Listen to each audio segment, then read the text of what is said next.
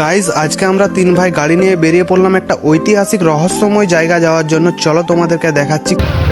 Guys আজকে আমরা এসেছি বাঁকুড়া লোখাতড়া মহাশ্মশান, তাই তো?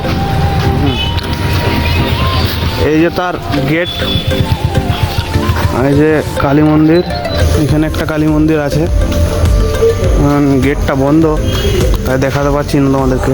এটাই আসল ঠাকুর নাকি, আর কি আছে? আর এই যে শ্মশান, এখানে আগুনে পোড়ানো হয় গাইজ। এটা হচ্ছে মহাশ্মশানের তারা মায়ের মন্দির।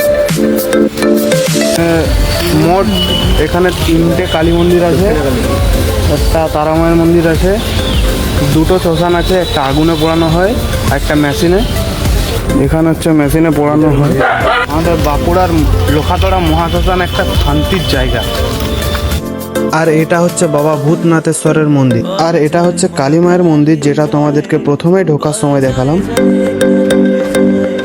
যারা একবারও আসোনি, তারা বাঁকুড়া যদি আসো তাহলে অবশ্যই একবার বাঁকুড়া লোখাতড়া মহাশ্মশানে একবার এসো। খুবই জমজমাট কালী পুজো হয়, সব জায়গায় ঘুরে নিয়েছি, এবার যাচ্ছি আমরা সোজা বাড়ি।